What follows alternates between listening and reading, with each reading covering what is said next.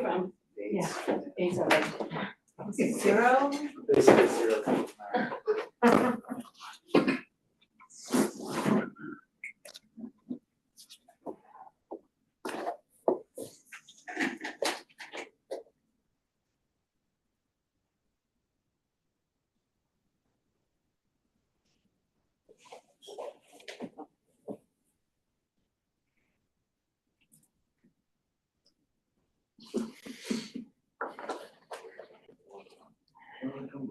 Longest minute ever. last minute, so cool. You all recognize me with my top 9. Specific question, what we're I don't know, you go over there. I didn't see it, I heard it. Whether or not. Didn't know it had that much hair.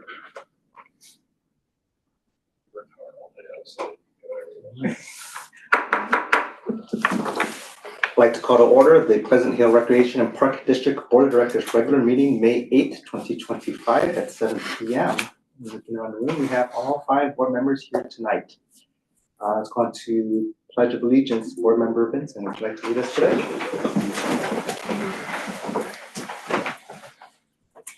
I pledge allegiance to the flag of the United States of America and to the republic for which it stands, one nation, under God, indivisible, with liberty and justice for all.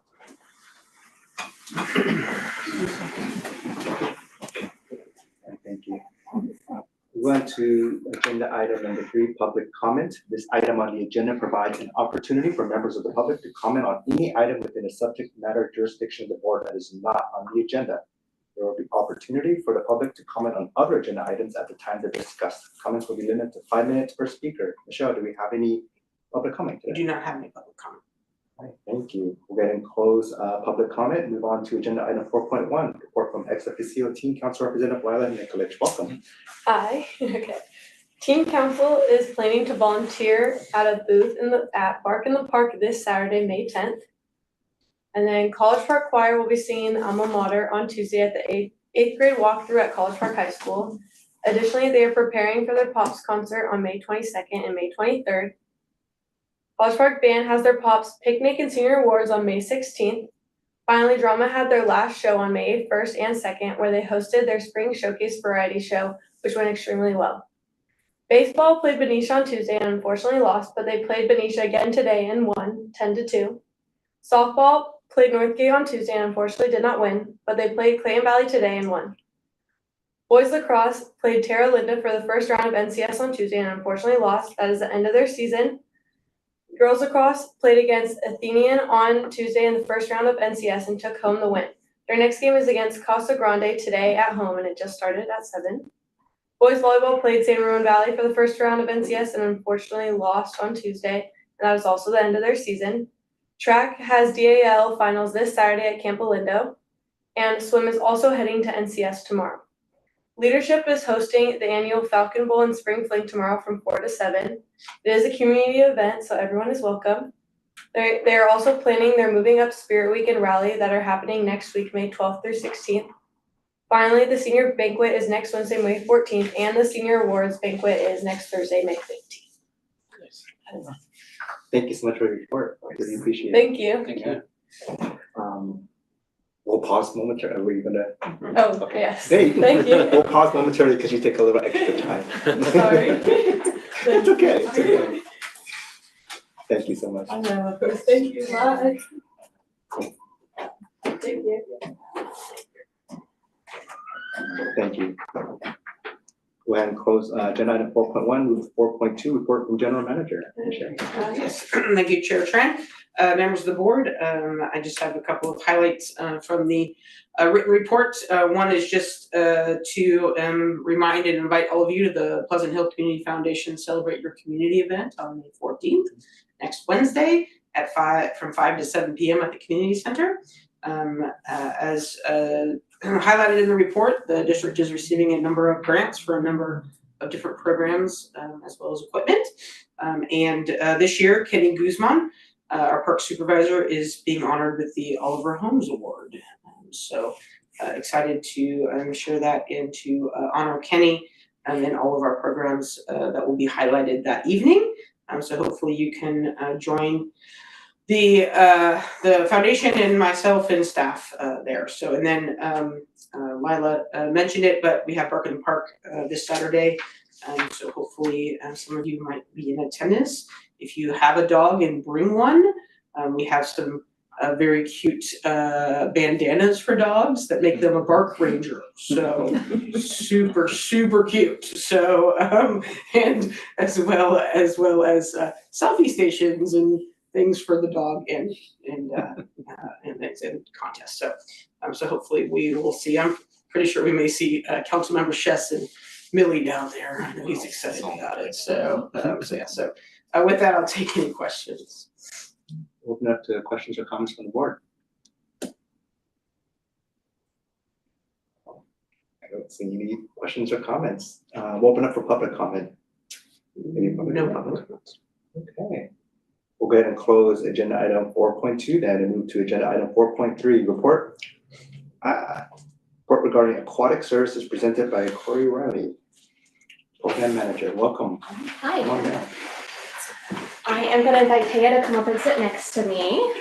Oh, thank you. That's I can- forward. Oh, great, thank you. The big one. All right.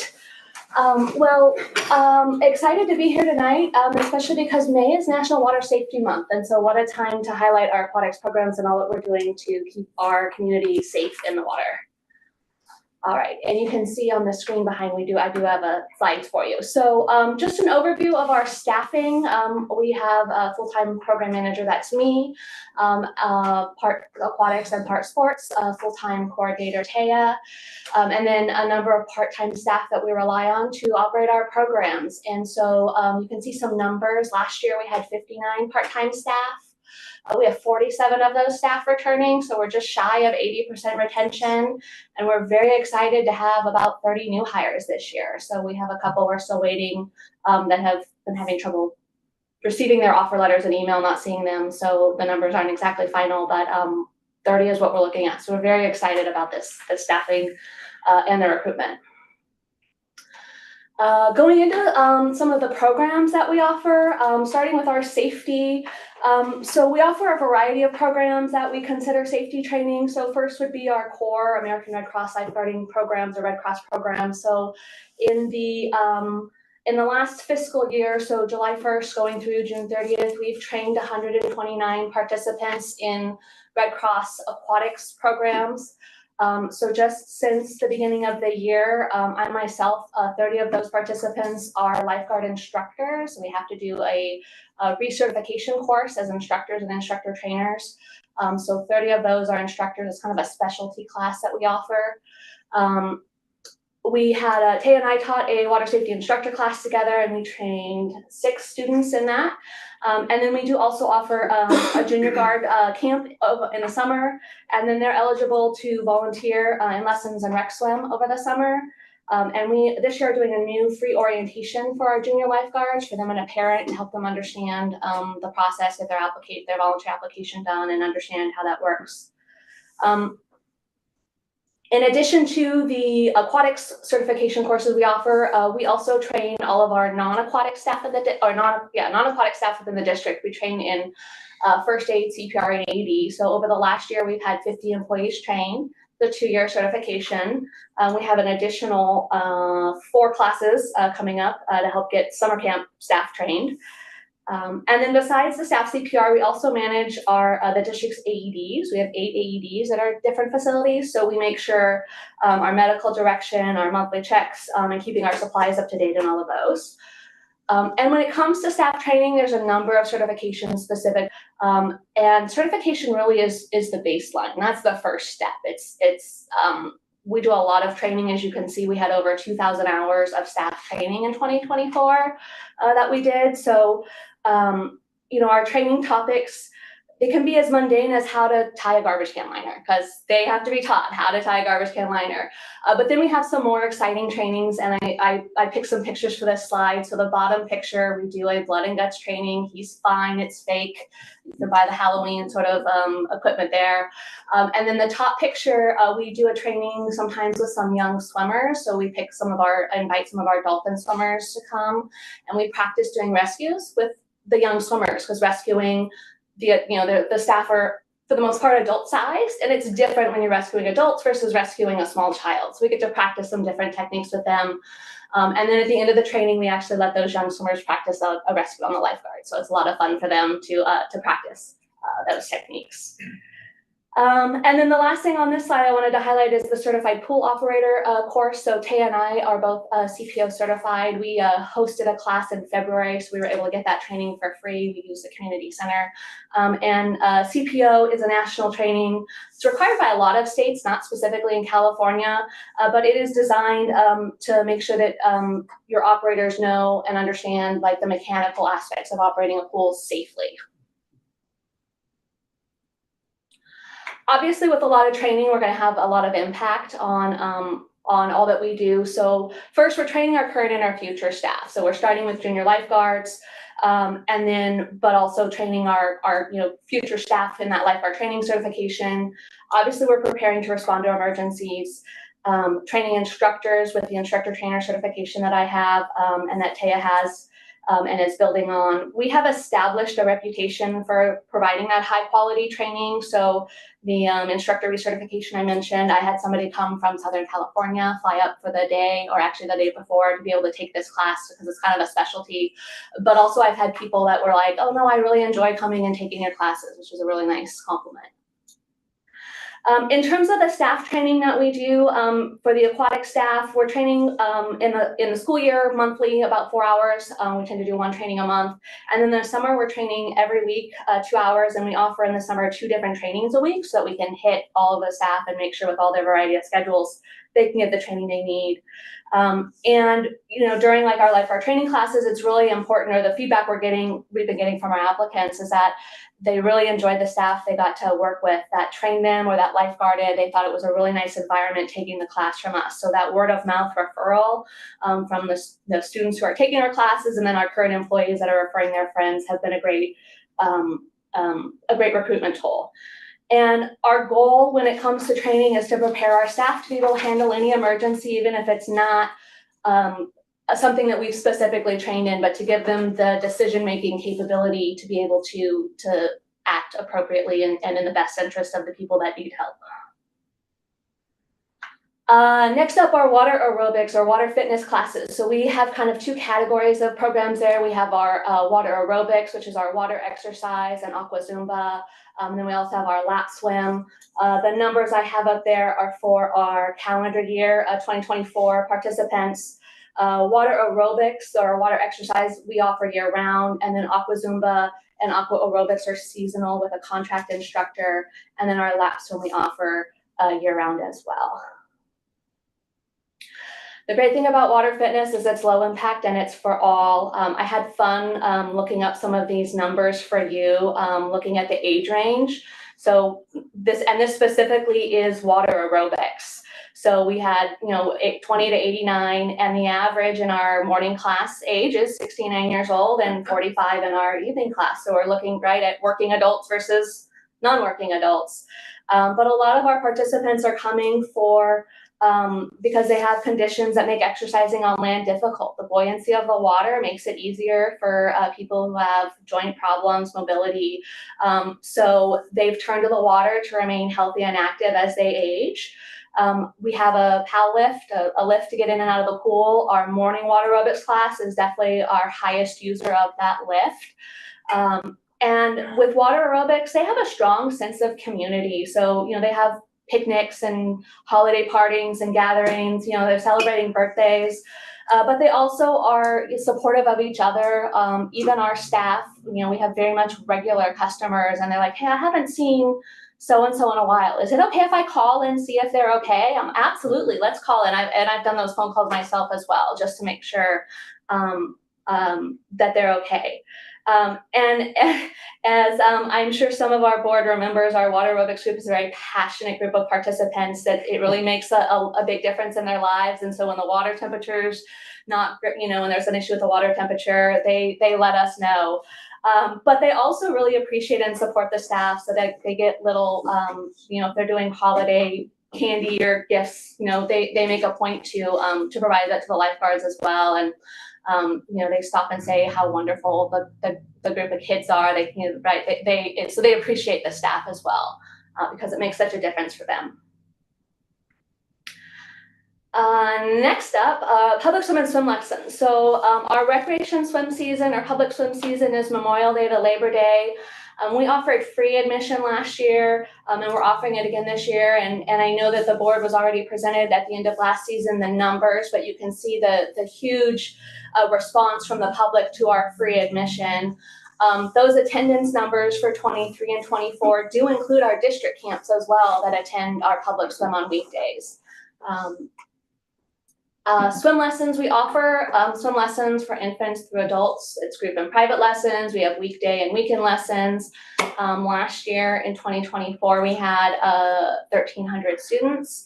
A new class that we're doing this year that we're very excited about is our Sing and Swim, which is with Andrea Gaspari. She's a contract instructor that teaches a number of programs in the youth and preschool area. And this is our parent-taught swim lesson. So we've let her take that over, and her first set of classes started this weekend, and she had a great time, and we're really excited with the numbers that she's having in those programs. So public swim and swim lessons are so important in terms of providing a safe place to swim. We have lifeguards on duty, which is not the case at home pools or apartment complex pools. And we have, in my opinion, highly trained, really good lifeguards on duty versus even some of the private clubs might not have the same level of attentiveness. Lifeguards are an important part of drowning prevention. It's all about layers. It's not one thing. Otherwise, we have solved the drowning problem by now. It's multiple layers. And it only takes a moment. A child or a weak swimmer can drown in the time it takes to take a text, reply to a text, apply sunscreen, and some statistics. Each year in the US, we have over 4,000 people die from unintentional drowning, and it's the #1 cause of death for children ages 1 to 4. For children younger than 5, 87% of drowning fatalities are happening in a home pool, which is where there's not a lifeguard on duty. And they say as many as 69% of young children who are found submerged in swimming pools were not expected to be in or near the pool. So when a child goes missing, you want to always look at the pool. If there's a pool, a body of water, it has to be the first place, even if they're not expected to be there.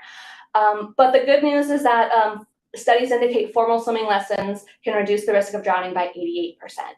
And so that's a huge community service that we're providing. We know that there's a lot of pools in our community. And so we're doing all that we can to help keep our members of the community safe through those swim lessons and having access to public swim where they have lifeguards on duty. And as I said, I think at the beginning of the slide, drowning prevention is all about layers of protection, and knowing how to swim is a key part of that. Our swim team and clinics. So we have our Dolphin swim team as a summer recreational team. And because our Dolphin swim team has started and our registration has been booming this year, we're pretty close to final numbers for this year. So last year's enrollment between Dolphins and Mini Dolphins, we had 273 swimmers. Right now we're at 298. The high school season is just wrapping up, so we have seen a few more high school swimmers register. That's basically 6 and unders, and 15-18s is where we have space. So that's the high school swimmers is where we expect to see that change.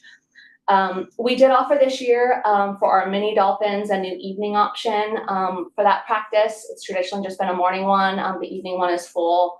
We might get a couple more in the morning. There's still space there. The Dolphins normally practice at the Ed Center Pool, Pleasant Hill Middle School, and we are at College Park this season due to the condition of the middle school. The older group started their practices there this week. We were there 2 years ago. It wasn't painting, it was the roof. So we're familiar with the site and excited to be back there. In addition, for Dolphins this year, we have 22 junior coaches, and these are swimmers age 12 and older, and they help in the water during the 8 and under and mini practices, and they also learn skills that are going to help them if they want to, grow up and work for us as a lifeguard or swim instructor, and they serve as role models for those younger swimmers, and they will get recognition for their volunteer hours at the end of the season. Outside of the season, the dolphin season, we offer our spring and fall clinic. So we have our pre-swim team, which is mini dolphins, just not during the dolphin season, and then our swim team clinic, spring and fall. And in all of those, in this last year, 391 participants. So our Dolphins motto is "Have fun, swim fast," and I think that's so true. That's what Coach Talley and all the coaches are trying to emphasize with our swimmers. But swim team is the only sport that can help save your life. There are certainly important life lessons and skills to be learned in other sports, but learning to swim can save your life. Friendships are developed not just among the swimmers, but also among for the parents and the families. And the families, particularly on the Dolphins, really support each other. We had a family whose house caught fire and burned down a couple years ago, and the team rallied around them, and the team rallies around when there's loss in the family as well to provide that support. It is a co-op team, so parent volunteer hours are required, and our adult volunteers are fingerprinted in compliance with AB 506. I wrote it down. I did not have that memorized. But we offer on-site fingerprinting. So we just had that this weekend. We had, how many do we have? 60 some adults, almost 60 adults signed up for fingerprinting, and then they can also go to the UPS store in downtown if they can't make our on-site day. We offer special events and activities, and I am really proud to say that we were trendsetters in starting Underwater Egg Hunt and Pumpkin Splash, and there's a number of agencies that have copied us on those events. So we have agencies around us offering similar events. This year, our new event that we just had this past weekend was our Splash into Safety. We have had different water safety events in the past, but haven't had anything really since 2020. So it was exciting to bring it back. We did like a little bingo card so they could complete different water safety activities. Our weather was not the greatest, so we're gonna hope that May next year is gonna be better weather on the date that we pick so that we'll get lots of people wanting to come out and swim. In terms of camps, again, that junior lifeguard camp and our Splash and Dash, so last year we had 68 campers. And our Splash and Dash came out of the summer of COVID when we offered Aquatics Cares. And it's sometimes hard to tell who's having more fun when I go down to the pool and see Splash and Dash happening, if it's the staff or if it's the participants, because they're in the water playing with the kids and just having a good time. And then we also recognize National Water Safety Month. That was part of why we did our Splash into Safety, and also why I elected at the height of our busy season to come and share with you all the information about our programs. Water safety education is really important to me as a aquatic professional and all of my years of experience. I still sometimes get surprised that the questions they ask, that they don't know information about water safety. And I'm happy to have the questions because I want people to know how to enjoy the water safely and how to keep their family safe around the water. One of the advantages that I think about offering special events is that it is an opportunity to draw new people who maybe haven't come to the pool before and to get them to be aware of all the programs that we're offering. Our special events team has been really great at getting sponsorships for us for our event. So the City of Pleasant Hill was a sponsor for this year's Underwater Egg Hunt. They've sponsored Pumpkin Splash. They've been a sponsor for a number of years. We've also had Laura Wuscher as a sponsor of some of our aquatic events in the past too. We appreciate their support. And then who doesn't want to come hang out with a mermaid at the pool? Like I love this mermaid Rachel. We met the first year that we did Underwater Egg Hunt, and she is like a staple now, I think, at our facilities. We really appreciate having her. All right. Going into some of our strengths and challenges and opportunities. So, as I mentioned, when we talked about our certification classes, we've definitely built a reputation there for quality classes. And also with our swim team too, having that word of mouth and having a good reputation, which leads to a high demand of programs. So when it comes to, for example, Dolphins registration, by the end of February, our spring minis and our 7/8s were full, and we had just one spot left in our 9/10s. So those are problems, they're good problems to have. So we've built an environment where we're encouraging new participants and encouraging that word of mouth. and the staff community as well, where our staff, again, as I said in our lifeguard training classes, are providing that environment where the students say, hey, I want to come work here. This seems like a really cool place. With the high demand for our programs, though, comes that challenge of space and having the availability space, especially because of our reliance on school district facilities as well, where we have a lack of control over the use of the space. The age of our facility is also a challenge. We, in February, were closed for a number of days. We had a bolt corrode, which then caused the plastic plumbing to crack, and it was in a spot where if it had failed, it would have led to a catastrophic failure because it would have flooded both pumps of the pool. So we were lucky it was caught when the leak was early. It was just a little drip, drip, drip, and was able to be shut off so that it didn't get to that point. But that's definitely a challenge. And then staff is going to be a challenge for us as well because of the number of new staff that we have this year. But a constant challenge with the staff is their age. Their primary age is high school and college age. So there's the training and education. This is their first job. And so it's constant training, it's repetition, it's trying, okay, they didn't understand what I said or what we were trying to teach them. So how are we going to change it so that they do understand, the message we're trying to send? And then with the staff, there's also competition with school, with sports, and the pressure for them to get straight into those career-focused internships and goals. So we do try with our staff to emphasize the skills that they're learning, that yes, okay, you're learning CPR and how to save a life, but you're learning leadership and customer service and how to speak to adults and how to problem solve and all those sorts of skills that are going to help them no matter where or what they're going to do at the, as they move on to their career in adulthood. Our opportunities, our new staff, fingers crossed, I'm feeling very confident about the number of staff that we have this year, and that they're going to be a great crew. Some cross-department programming and promotion. So Taya's been working with Drew at the Teen Center for a special event that's our summer kickoff for teens. We also definitely need to take advantage of the captive audience we have at the Senior Center to get some more participants in some of our adult programs and water aerobics and lap swim. And in terms of programming for adults, another program that Taya has been working on that we just launched is our new lap swim challenge. So the challenge itself is free, but it's trying to get those lap swimmers in and committed to swimming and to do the mileage. So this summer, May 1st through the end of August. August 1st, we're challenging them to swim 30 miles. And then we'll have some special prizes for our participants who can do that.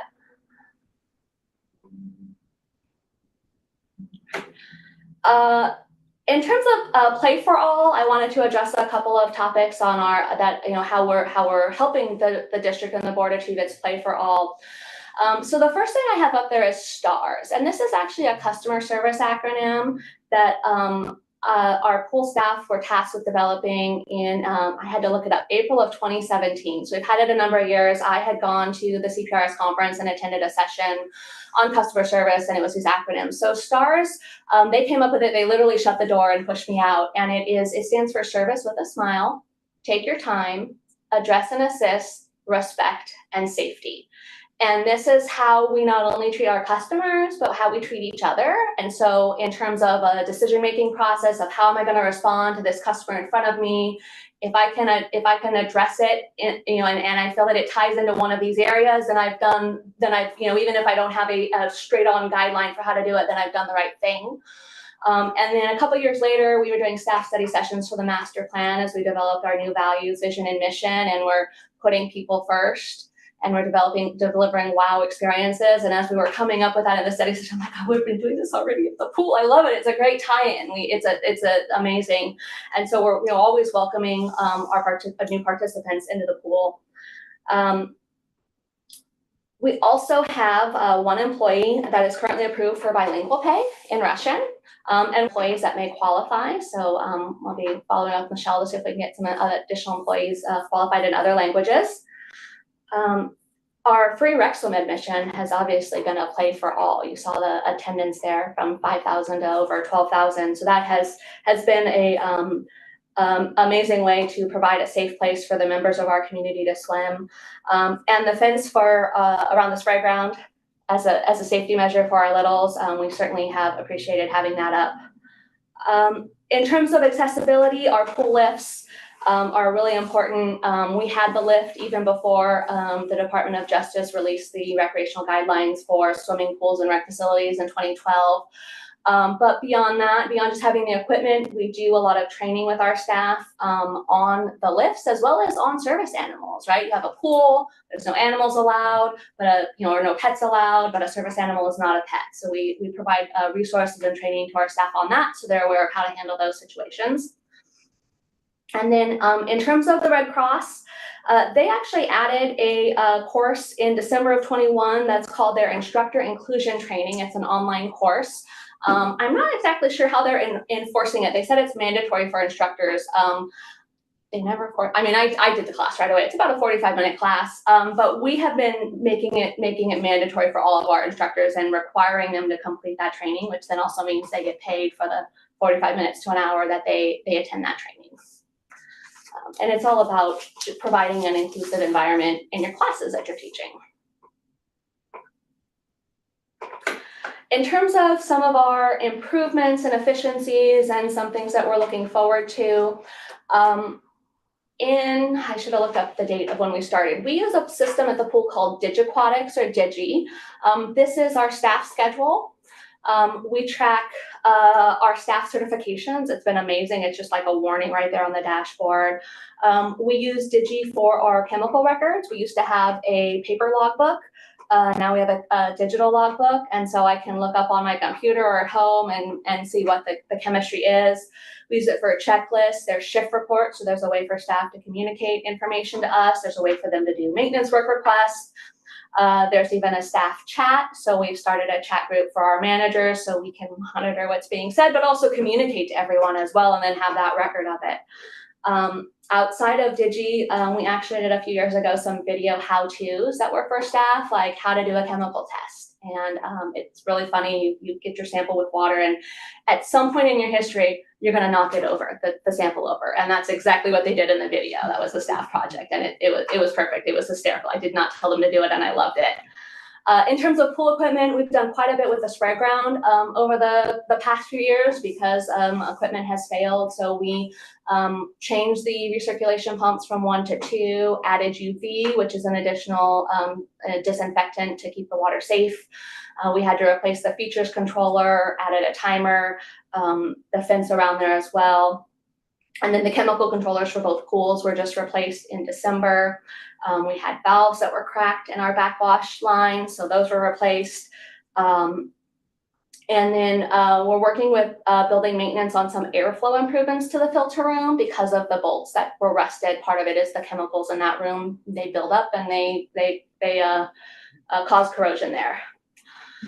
And our new Sing and Swim class, again, I mentioned that earlier, we're super excited about it. Some programs we're looking at is trying to figure out how to get some more water, how to get water polo. And then Taya is actually signed up and taking in July the Red Cross Instructor Trainer Academy for lifeguarding. So right now I'm the only one that can teach in the lifeguard program, the instructor level classes, and then it will be 2 of us so we can teach together, have some backup. It is a specialty. Not a lot of places, even if they have instructor trainers, are offering those classes to the public, but people need them. So now I taught 30 people on myself, in 4 classes, but 30 people myself. Imagine now that there's 2 of us or we can back up. The concern I always have when I'm the only one who can teach is what if I get sick? What if something happens and you have to cancel the class or reschedule it, so it just feels nice to be able to have that backup. I also wanted to mention, I wrote it down, I forgot about it when I was planning my notes, but Tom helped us last week get some bees out of our storage shed wall. We had a beehive in there. So we appreciate the support we get from all of our departments to help keep our facility running. And I wanted to end with our, this is our 2-time award-winning National Water Safety Month video from 2022. This is the video that started it all. We have done videos, we have filmed already this year, and looking forward to see what Jen puts together with our video. Oh, hi. Didn't see you there. I'm James, and I'm a lifeguard here at the Pleasant Hill Aquatic Park. Some of you may know, it is National Water Safety Awareness Month, and we're going to be talking to you a little bit about the circle of drowning prevention. Layers of protection are essential to help prevent drowning. Plan ahead for aquatic activities at all times. It is imperative that you provide close and constant attention to children you are supervising in or near the water.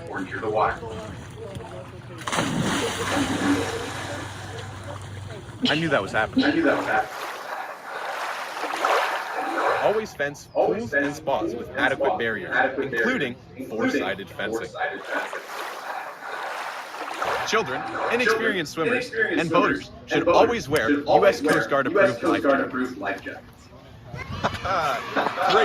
Great work. Be sure to always swim in a lifeguarded area. Stay safe out there, swimmers, and remember, only you can prevent drowning incidents.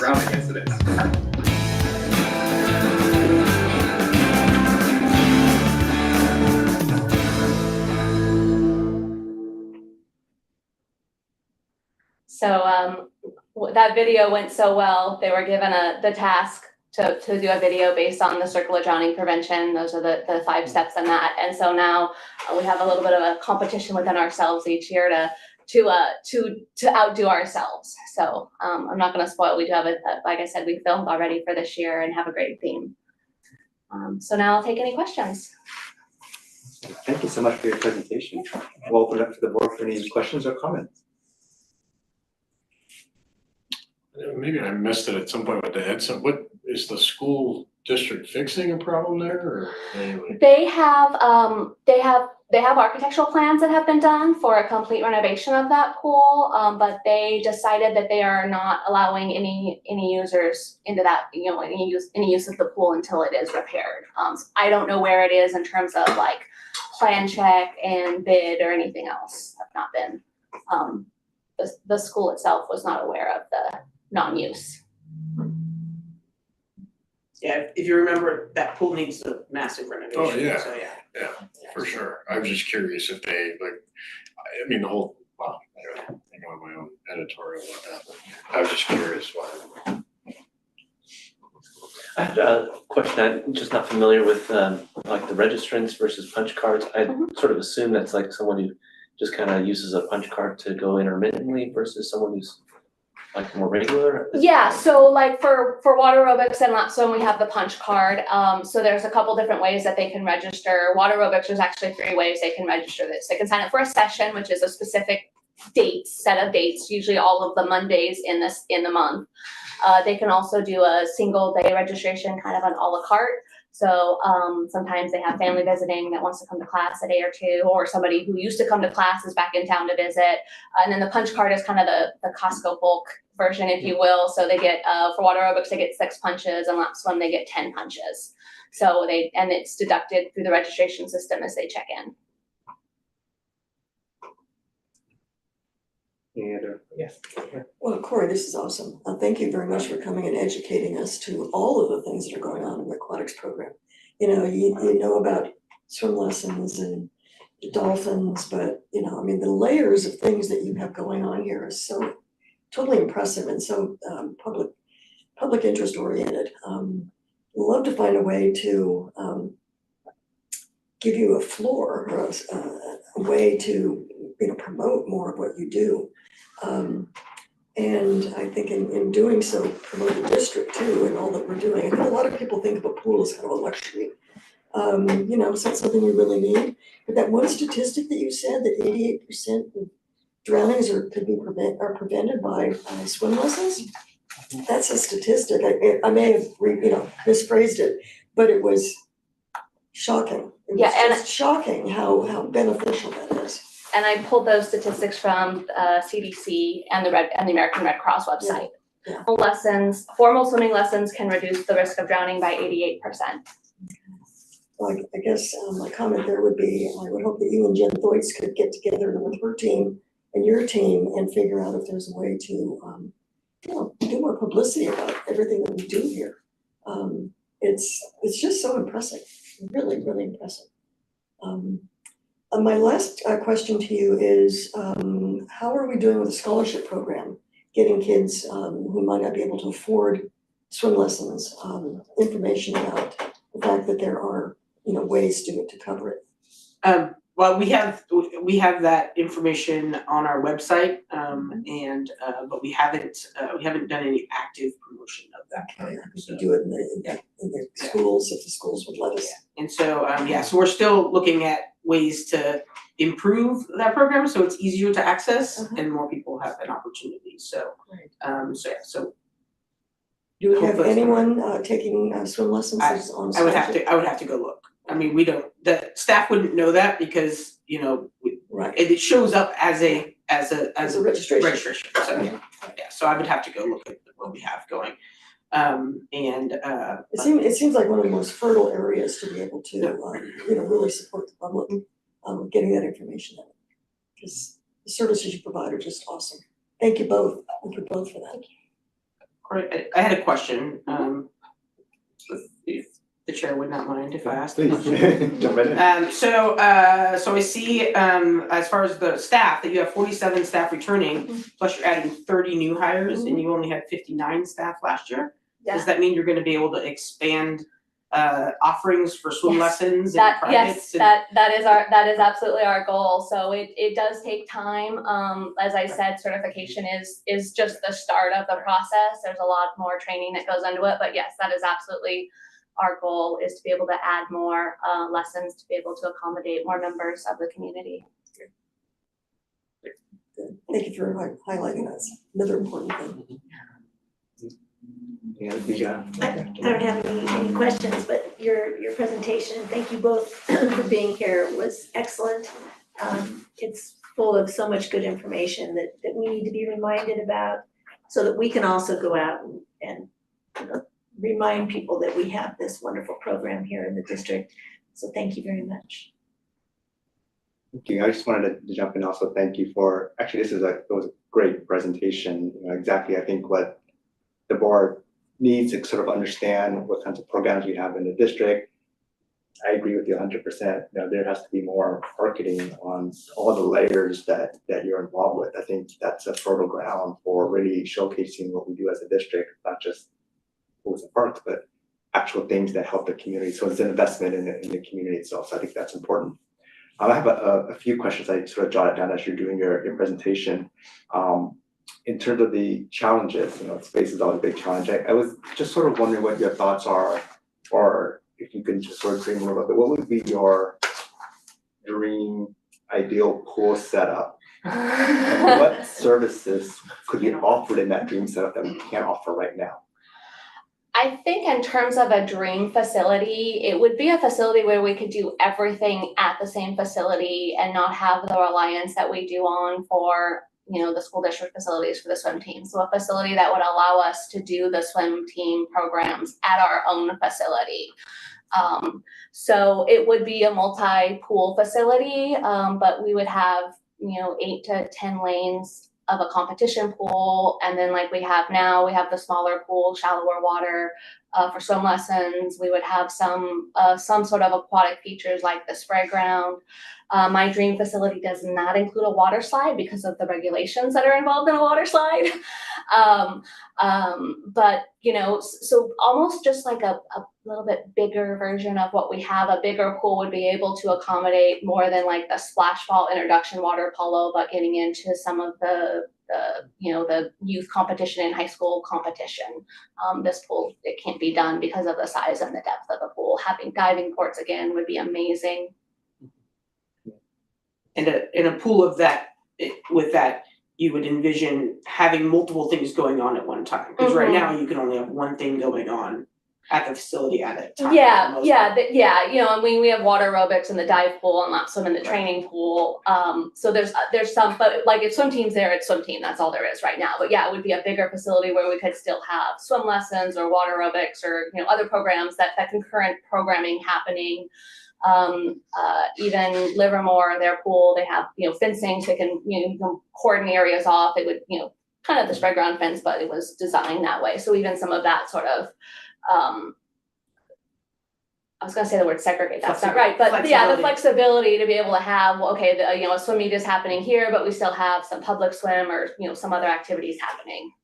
Yeah, so a multi-use facility. Great, thank you. I was so you had the statistics around the 7,000 increase in the pool usage with the free pool.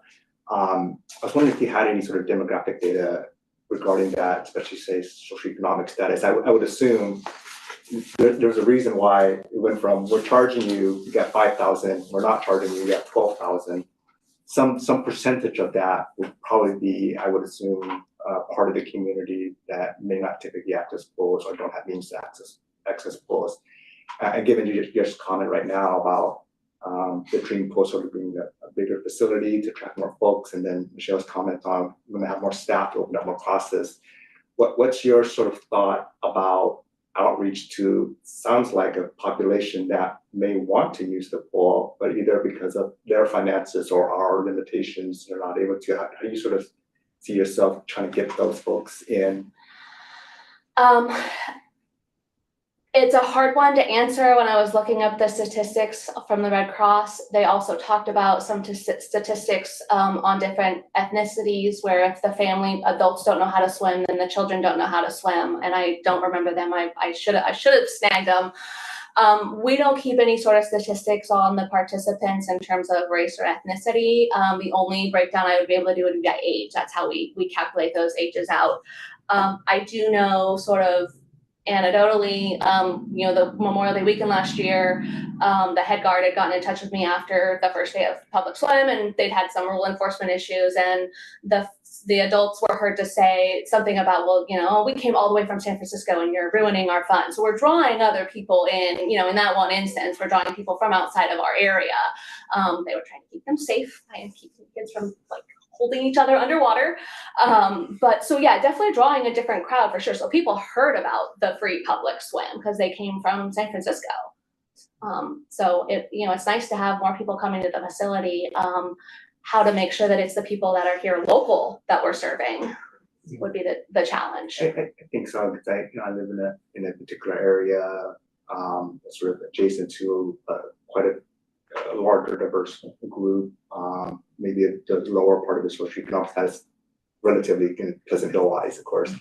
But many of them go to elementary schools, and I did hear, because they know that I'm on the board, about the free swim.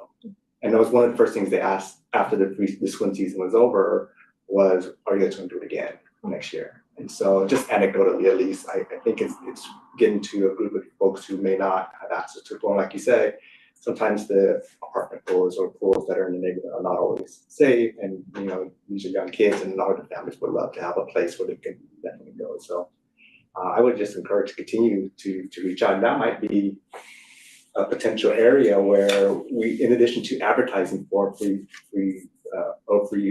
admission for the pool, to join that together with, and by the way, we have scholarships if you want to learn how to swim to access the pool, because it is reaching folks. And so that might be an advertising or marketing opportunity to sort of combine those two together to say, hey, use our pool, won't cost you anything, and we have scholarships to help you learn how to swim. Yeah.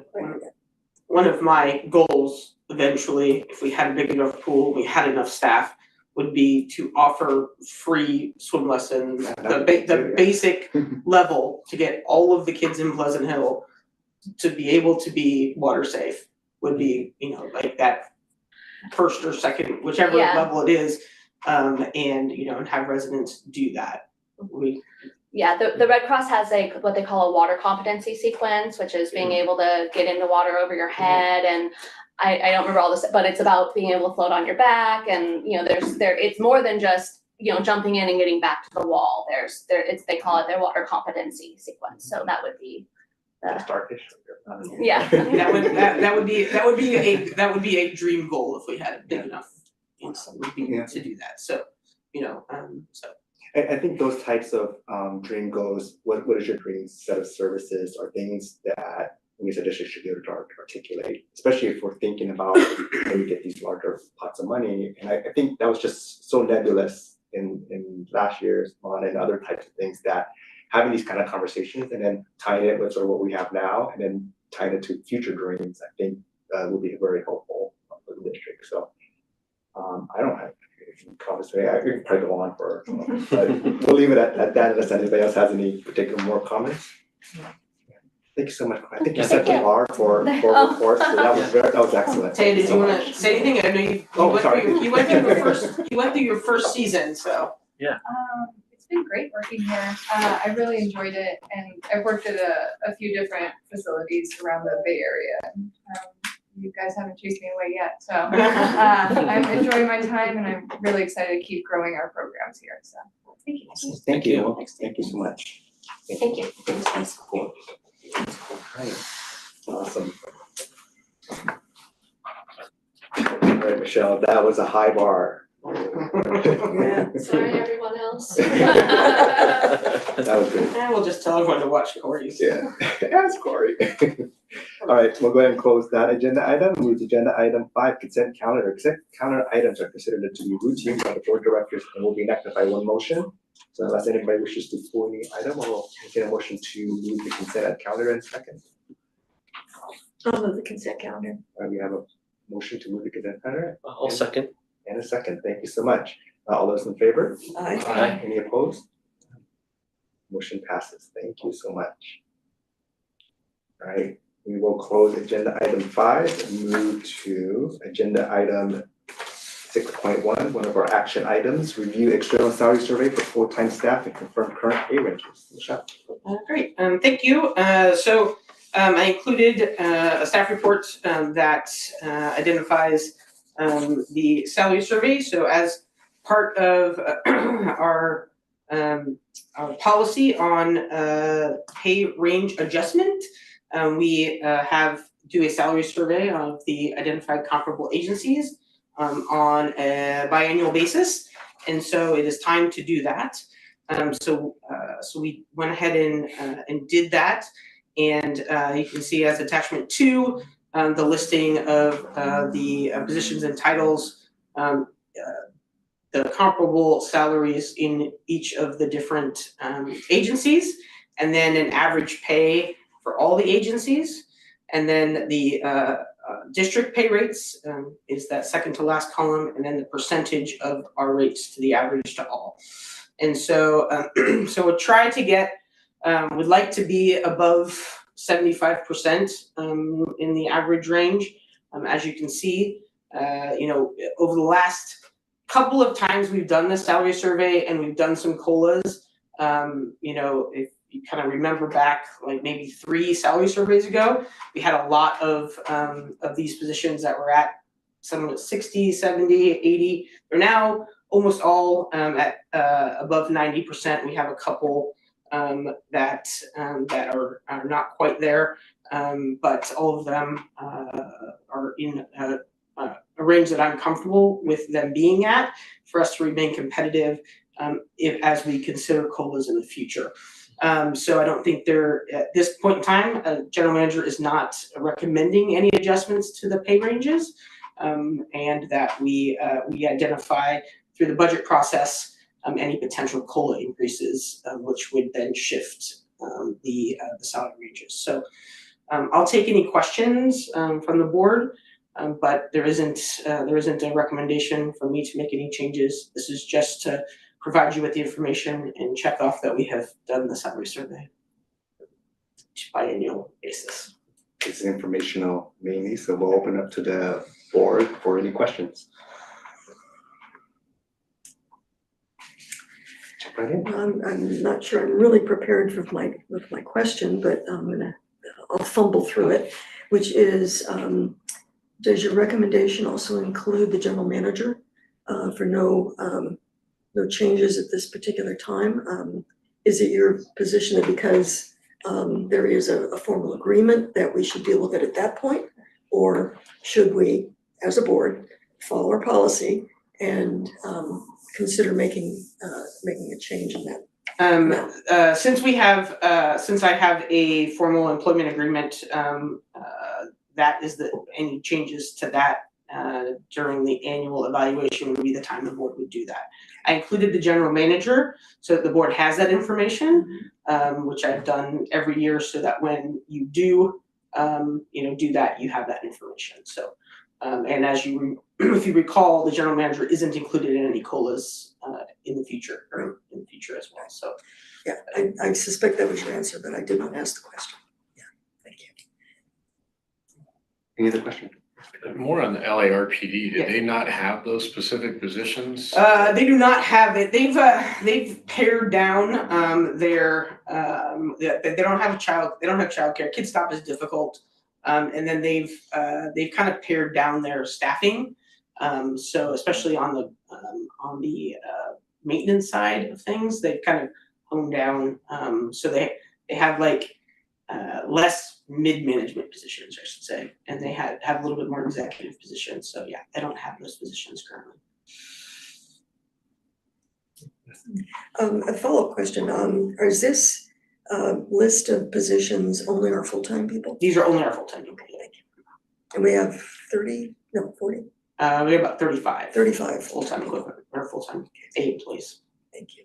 I think one thing that would be helpful here is to understand like the number of, how the responsibilities compare between an LARPD and the city of Pleasant Hill, for example. To know, rather than just looking at the bulk numbers, to understand what the various responsibilities are and how they might compare as well. Well, what I do is I look at the job descriptions that we have and then the job descriptions that other agencies have and make sure that they're comparable before I put that. You do that here. internally. Yes, yeah, Got it. because we do that internally to have like for like, because some of them, they might not have the title, but they have something else, right? So, they might not have a park maintenance worker or building maintenance worker, but they have a public works worker. So, and if I look at the job duties, they're similar, and so that's what we do. So we do that internally, so you don't have to do the comparison. Okay, good. Apples to apples. Yeah. Thank you. I just had a question about the 7 agencies that we're using as comparable and, how we kind of came around to that decision about those particular agencies, if there's others that maybe should be considered to be on the list or, ones that maybe aren't necessarily representative. Well, they, so I attached the pay range adjustment as attachment 1. So you all approved that and made changes to that when we adopted the employee handbook last year. So, so the purpose of the comparable agencies is basically to look at agencies who are like agencies, but who we might lose staff to. Either we have lost staff to, so there's a mix of staff or agencies that are in our area because people would go to them, and then the districts like HARD, LARPD are the only other 2 districts in our area. So we want to have that, and then East Bay Regional, which is larger, which is why because of the size of some of those organizations, that's why I compare to the average. Yes. And not to the to the highest or the lowest or even the midpoint. So that's why we do that. So that's the purpose of a comparable agency. And these we did take the county off last time. And so there were a couple of tweaks that you made when you adopted the handbook. Okay. Any questions? I have a question. I just wanted to confirm for these numbers. I recall last time we went through this, we were pretty far behind. Do you feel that we have just increased faster, or the other agencies have just not increased because of whatever market conditions are for jobs? These numbers don't seem very far. Well, we did a number of things, not just, so we also, some of our discrepancies with other agencies was our own internal benchmarking. So we moved the bottom of the ranges quite a bit when we did our last couple of range movements. We moved them quite a bit. And then in 2020, I put the date down, in 2023, we did a 5% jump a COLA, and then we also, which I did find out, we did do a COLA increase last year. And so, no, the mid-year one was, but last year was part of the budget, and so it was a 3%. So, so in 2 years, we increased that 8% as well. So we've done a good job. So now I think just doing CPI, we should be able to keep pace with the others. Yeah, I just wanted to make sure we kept, because our jump is faster than the other, so I think we're now at par with everybody else. Any other questions from the board? No, it's an action item, did you want, I was gonna open it up to excuse me. public comment, any public comment? No public comment. No public comment, okay. Bring it back to the board for any further discussion.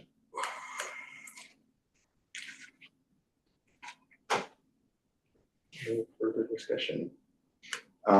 It is an action item, but we're not. I just need you to confirm the current pay ranges, so you can adopt the pay scale, that would be fine. Okay. So that'll be the action item, just to. Yeah, Just to vote for.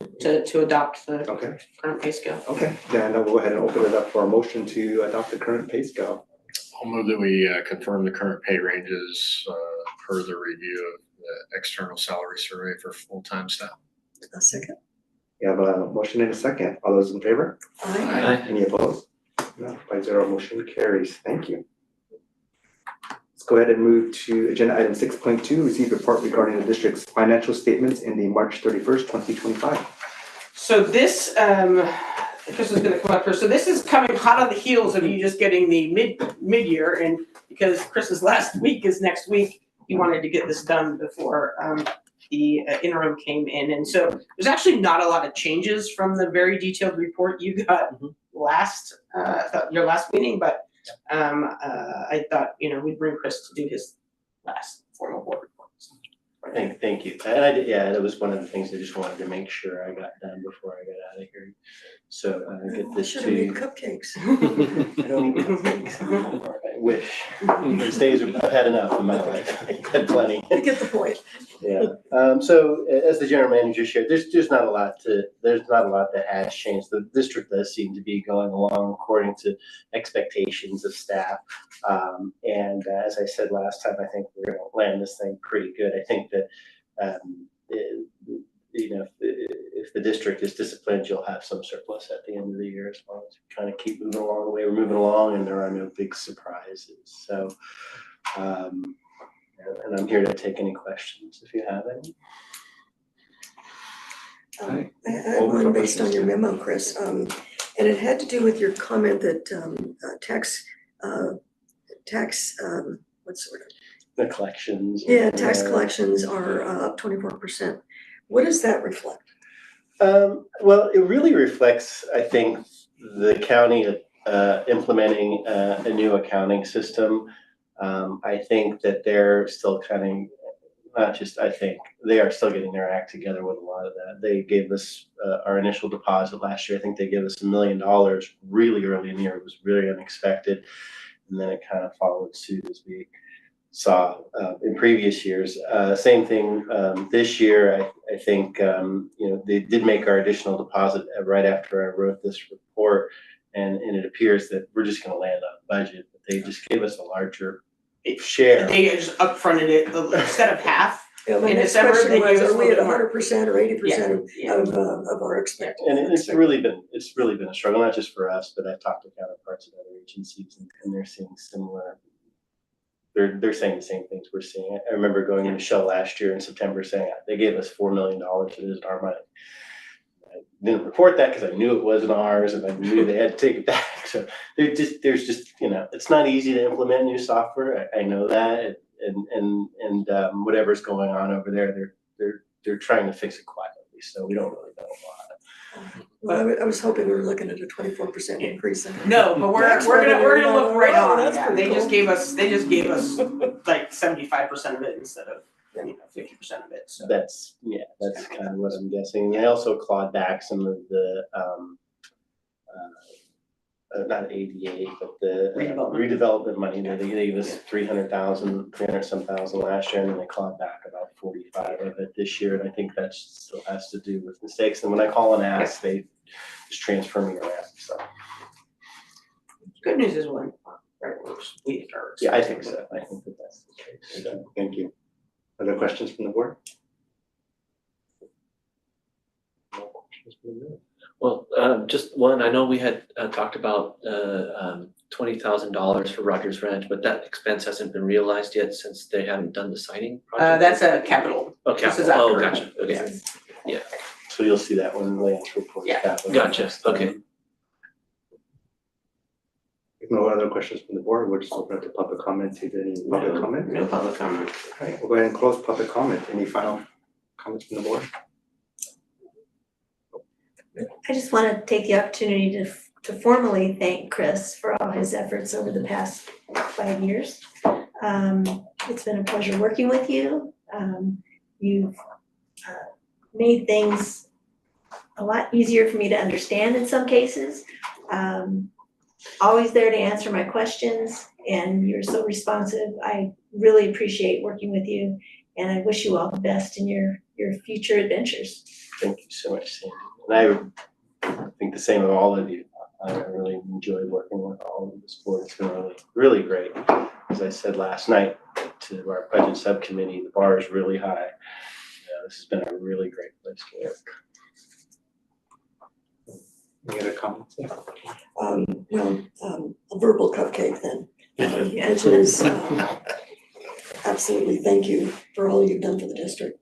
For me, the hallmark of your time here has been my confidence in your integrity. I don't think I can see anything really higher of a numbers guy than that. So thank you for that. I appreciate that. That is high praise. Thank you. Any other comments from the board? I'll just echo those comments as well too, and maybe just flip around what you just said, that trying to fill your shoes, the bar is pretty high as well too. Thank you so much for supporting us in our mission, and we wish you the best of luck in your new chapter. And I've made myself available to the staff, as I go on. Just any call, and if you guys too, of course. Just Michelle or anybody can find me easily enough. So I am available if there are questions or people get stuck. Thank you so much. You bet. Thank you. Thank you. All right. We'll go ahead and close agenda item 6.2 and move to agenda item 7, verbal report from committee chair and opportunity to set meeting dates. I do, I just have one, we did set the district city liaison committee meeting for May 19th, so that is booked. The city had canceled their meeting that day, so it worked out well. Thank you, both of you, for being available. And then we had a budget and finance committee meeting last night, and we have one scheduled for May 27th. And I'll just report briefly on budget and finance. We had a very, very, I think, in-depth and fruitful conversation about sort of the state of the finances. And I think there's some challenges that we sent Michelle back to check with staff and all the parties that are inputting. But we also ended our meeting with communicating through Michelle to all staff that have participated in the development of the initial budget, how much we appreciate all the work that they've put into it as well. So we'll have a fuller report after our next committee meeting. So look forward to that.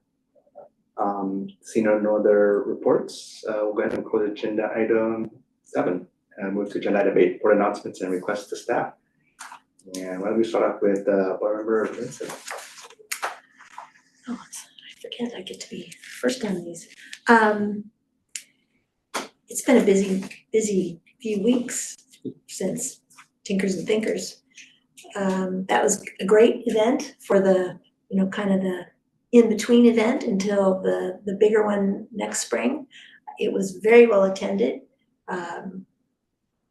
very crowded. The weather was nice. I think it was a good way to do that and remind people that it'll be coming up again in a year. I did the casino night supporting the Pleasant Hill Community Foundation, which is going to be supporting us. Unfortunately, I will be out of town on the 14th, so I won't be able to be there to clap for all the grants and Kenny's award. I think I'll have to send him a note. that'll be to be at. The DEIB training, the last one that Brandon Taylor gave earlier this week was again just a wonderful opportunity to see people and interact with different people in the district. And he's definitely an awesome person to do that kind of training. He's just very, very, he's someone that everybody, I think, pays attention to and appreciates what he's there for. And they walk out the door having learned something. So thank you for scheduling all of those, and it was well worthwhile. I'm gonna miss the meeting on May 22nd. I am gonna go to the CPRS conference down in San Diego. And also I'm looking forward to seeing the videos and all the pictures for Bark in the Park, because I won't be here.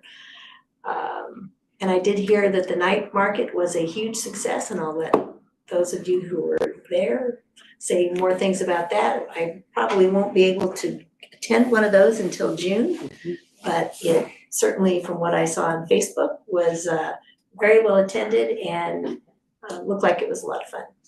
That's all I've got. Thank you. All right, thank you, Director Vincent. We'll go on Director Glover.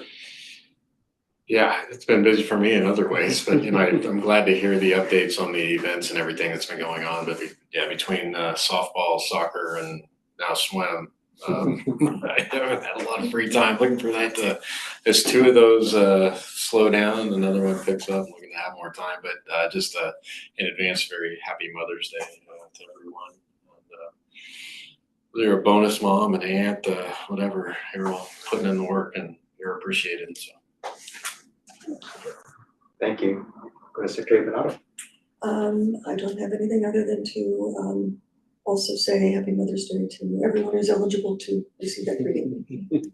Awesome. Thank you. We'll go to Vice Chair Worst. Yeah, I had an opportunity to attend the mayor's conference at the Pleasant Hill Library. I thought that was a great event to have hosted there, at Pleasant Hill, and really highlight that facility. It was on Cinco de Mayo, and they had it catered by Los Panchos, which, by the way, we had for the DEIB training as well, which was fantastic. I really appreciate what we've done in terms of investing in that and the training. Brendan is really an engaging kind of person to lead those trainings. And I really feel like it's been so valuable for our staff to be able to participate in those. I also wanted to note that I did go to the night market. It was incredibly well attended. I mean, I think the numbers were probably a lot larger than anybody expected. And I want to give a shout out to Kat for, having been out there at the park and taking care of a lot of the trash behind the scenes, because I don't think that they necessarily anticipated that level of, garbage that was going to be produced, but she had made, probably a half a dozen trips just to take care of all the receptacles within Chilpancingo. And so those are some of the things that I think they're figuring out as they, had their inaugural event. But, it was just big kudos, to her commitment to taking care of that. And then also, I'm looking forward to Bark in the Park. I'll be there a little late because I got some other commitments in the morning, but I'm looking forward to that event, and I hope to see people at the Celebrate Your Community event on Wednesday. So. Awesome. Thank you. I want to say more about Tinkers and Thinkers. It's always fun to go there, and so I can have fun as well too. I also attended the mayor's conference on the first. Was able to speak with staff, and they were saying this is the first and the last food event we're ever going to have at the library. There's no kitchen there, so it was just a challenge, having a dinner at a space that not supposed to have dinners. And so, but what they did with it, it was really, really well done. I took lots of pictures. I know that a lot of people ask about, events at the library, and perhaps this might spark something. So they did a really great job. So got to speak with a lot of folks there. Also attended the Pleasant Hill Night Market. I was able to give some opening remarks. which was fun. I was warned ahead of time that there would be media there, so I had a lot of sound bites that I peppered throughout my speech, but the one that they picked was not the one that I wanted them to pick. It never is. It never, dang, you picked the wrong one. But it was, hopefully I was able to represent the district in that light. They were really fun to stand with some of our other city leaders as well, welcoming the night market. And you're right, I don't think anybody was expecting that. No, it was, I think it was thousands of people, probably a couple of thousand, I would say, throughout the 4 hours or so. Kudos to the staff for making Chilpancingo look fabulous. It was so immaculate. It was fabulous, and just walking around the parking lot and then going into the park. It was, and I walk around that area a lot, and just seeing like dozens upon dozens upon dozens of families just running around. And they had picnic blankets spread out, chairs, lawn chairs just everywhere, kids running around, climbing on the rocks, and you can just imagine infrastructure and stuff in there to really make that park really shine. To see it being used in a different way, which for many years since I've lived here, I've lived here now more than a decade. That's probably the first big grouping of folks at that park, and so it was really great to see that park. It was really great of the operators as well to keep mentioning it over and over and over again. So just remind folks that is our park. So it was wonderful to see all those things come together that night. I will be volunteering this weekend at College Park to help do the swim setup, moving all the stuff from Pleasant Hill. And so that's my first volunteer assignment that I had to get down, and so I will spend most of that day just hauling tents and chairs and whatever, I guess, that needs to get over there. So hopefully it won't be too hot that day. I'll try to get to Barkina Park if I can. The final thing I wanted to make a comment on, so this is May, and it's actually pretty close to the half-year mark, where the board entrusted me with the responsibilities of chair. So I was trying to reflect a little bit on so I was trying to do this sort of when you're near the halfway, how far have you gotten and where you need to go. And then the two things that sort of reflected on, and then the sort of request to staff that I talked to Michelle about was, one is, how are we sort of increasing our Big T tent? And so I wanted some thoughts from staff regarding how are they implementing the play for all policy. And then you saw that today with Corey, sort of a great, I think, summary on the types of things that she's doing. And I think as a board, if we're going to create these policies, we should get some feedback on, okay, how are we doing in the district and implementing these policies? And so going forward, the ask for staff was to try to include that in their presentation. Like, what are we doing to ensure that the policy implemented by the board is actually being played out in the district? So hopefully we get to see more of that. So hopefully staff will have that in their presentations. And then second, I think Secretary Bonanno was sort of teasing us a little bit. One of the questions I was asking is, because one of the second goals that I delineated in the very beginning was, how do we sort of position ourselves for the future in terms of our finances? What are the things we can do or potentially do? And what are the things that we should do? What an interesting thing. What are the things that we can potentially do if we're not sitting on a large pile of money? And so I did make a request to staff to work with the Finance and Budget Committee to think about what are our opportunities if we don't have a large fund of money, to bring some ideas back to the board for potential discussion and consideration. So hopefully that request to staff can get to the committee, and we'll look forward to that as well too. The final thing is that just in honor of AA and HPI month, this month of May, I'd like to do a quote from Fred Korematsu. He was a civil rights leader during an extremely sad time, I think, in US history, in which a number of Japanese Americans were wrongfully placed into internment camps. And so that is a part of US history. And then during this sort of month of AA and HPI, I encourage those to read his story. It's a very inspirational story to read. So I will quote one of his famous quotes. He said, one person can make a difference, even if it takes 40 years. It took 40 years to make a difference, but he did make a difference. So with that, I'll go ahead and adjourn the meeting. It's 8:18.